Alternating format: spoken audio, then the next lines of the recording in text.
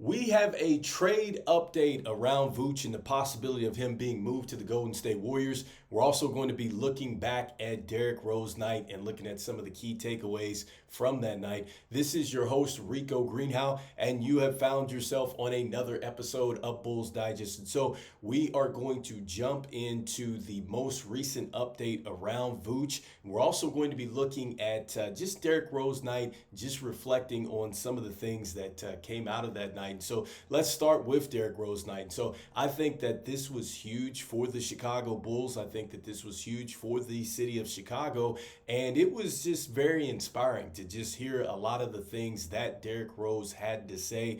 And you could just really feel just the impact that he had on the Chicago Bulls. You could tell that there was a lot of energy in the building. This is something that Kobe White talked about after the game because he did have a huge night. In fact, between him and Zach LaVine, I think they went for 66 points.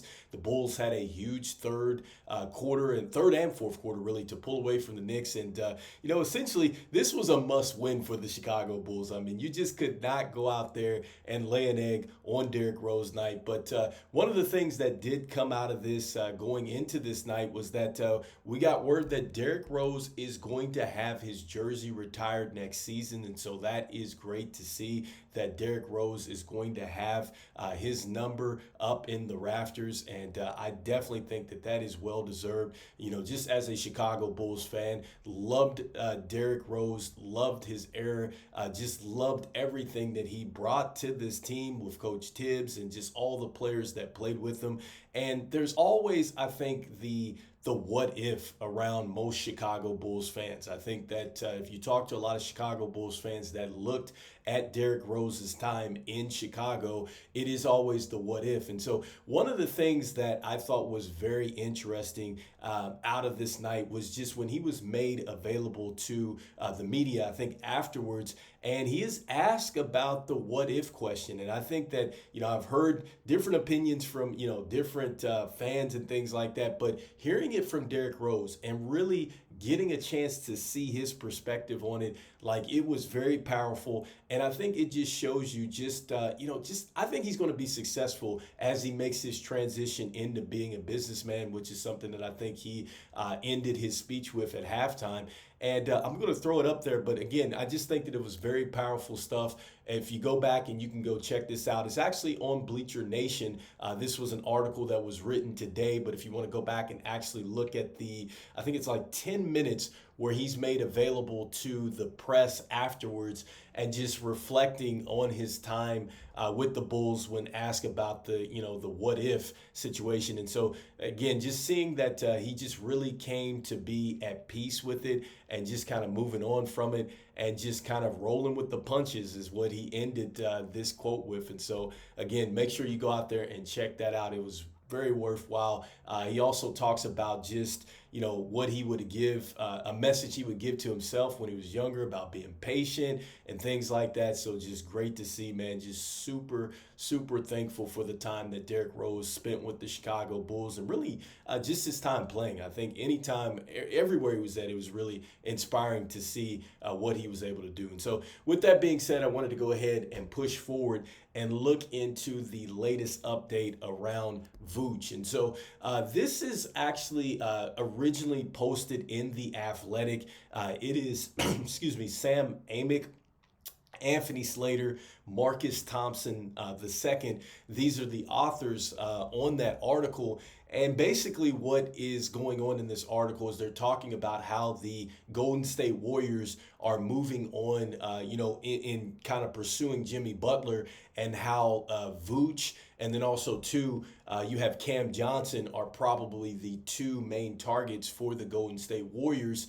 that they would be looking to add via trade. And so this article you can find on Yahoo, and it just essentially is going ahead and just paraphrasing that article for the most part. But just looking at that and just the possibility of Vooch going to the Golden State Warriors, I think that, again, I'm going to start with it does make sense for the Golden State Warriors to go after Vooch. I think that, they do need a center. And I feel like Vooch the way that the Chicago Bulls have been playing with this up tempo, getting 3-point shots up and things like that fits hand in hand really with what the Golden State Warriors want to do. So I think that from an offensive standpoint, schematically, I think that that fits when you get Vooch over there.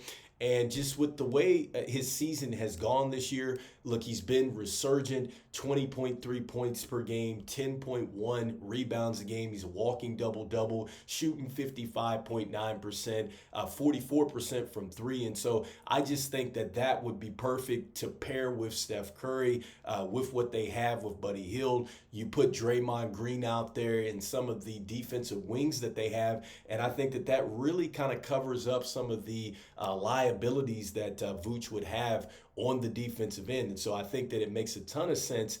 And I think that what they were trying to get at is that, you know, the Golden State Warriors definitely would be wanting to focus a little bit more on a player like Vooch, because I think that Vooch is probably going to be, maybe he might be the more obtainable player, I would say, because there are other players, other teams that are looking to get Cam Johnson, which is something that they do talk about. In fact, they have Cam Johnson linked to the Sacramento Kings and OKC, and you know OKC, well, they have an abundance of picks, and so I don't know if the Warriors are going to necessarily be in play that way, but for Vooch, they certainly are in play. And I think that what we are seeing with this is that it makes sense financially for the Golden State Warriors, because with Vooch at $20 million, the way that he's playing, I think that that is a bargain. And you're going to be getting an expiring contract with him. So $20 million,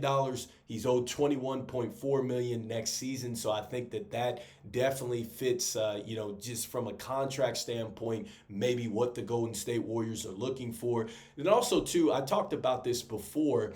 If they're trading for Vooch, I think as far as getting salary matches, I think that it makes sense considering what pieces that they might actually be wanting to part ways with. Because, if they were going to go after, say, a Zach LaVine or Jimmy Butler, which I'll get into in a moment, you would most certainly probably have to part ways with Andrew Wiggins. And so I don't think that the Golden State Warriors are necessarily going to be looking to part ways with Andrew Wiggins. I think that they really value him as maybe a real piece of their core.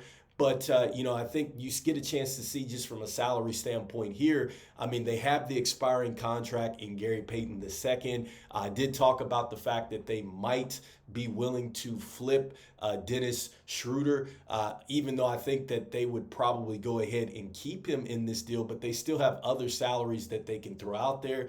Cal Anderson was mentioned in this particular piece. I think on The Athletic, you have Kayvon Looney as an expiring contract. He's possibly a player that could come over. Moses Moody is a young player that maybe the Golden State Warriors might be willing to part ways with.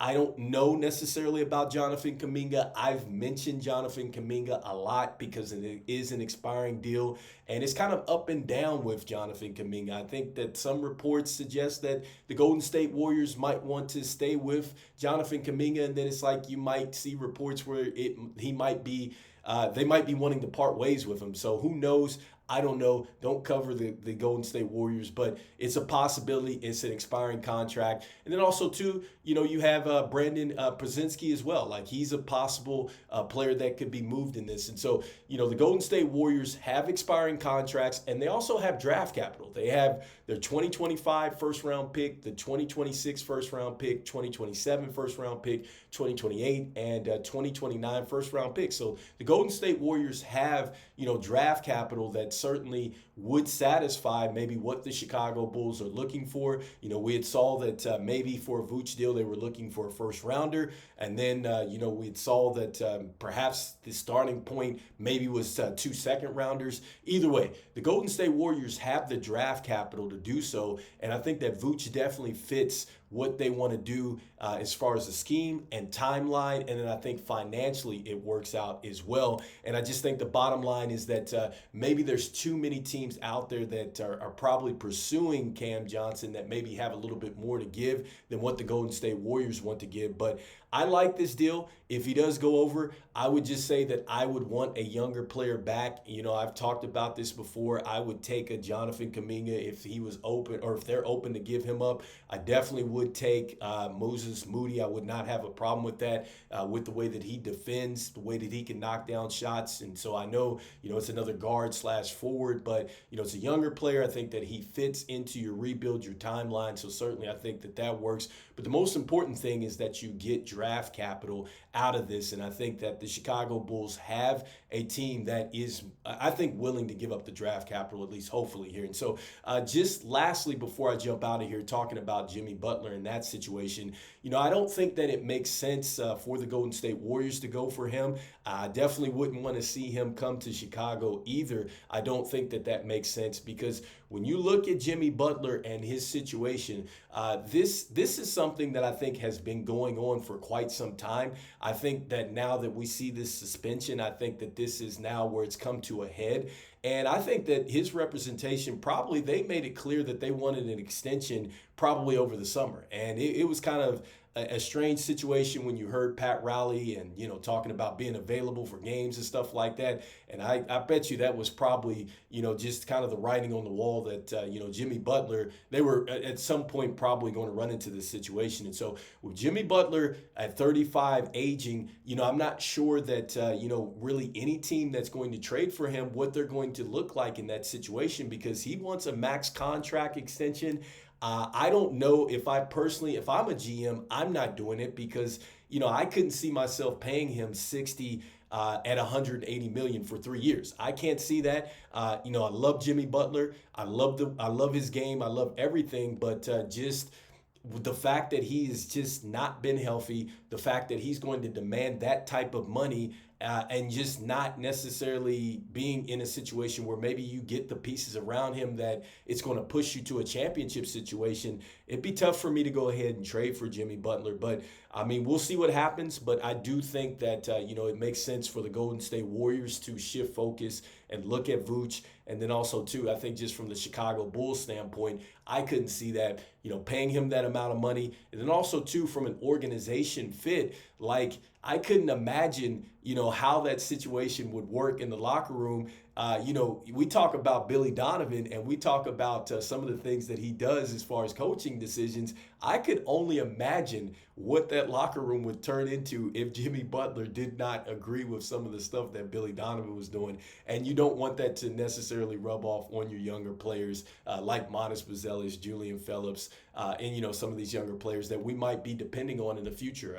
Kobe White, Ayo, whoever that we have here. And so that would just be my personal opinion on that situation. You guys let me know in the comments what you're thinking here about this recent trade update around Vooch. Do you think that, yes, I think that this is more likely to happen than not, that the Chicago Bulls and the Golden State Warriors make a deal? Love to hear that. Or do you feel like, I think that this is probably going to be another quiet trade season, which it possibly could be. Let me know. And so I just want to thank everybody out there for liking, sharing, and subscribing to the content. It means a lot to us here at Bulls Digest, as we try to reach our humble goal of 5,000 subscribers by the end of the NBA season out there.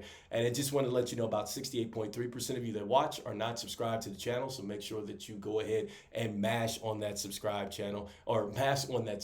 button and subscribe to the channel. And look, even though the Chicago Bulls, seriously, they still need to get this direction. I say this all the time. And if they are going to trade, which we don't know, and again, these are all rumors, this is all speculation, this is not a guarantee that the Chicago Bulls are trading with the Golden State Warriors or anything like that.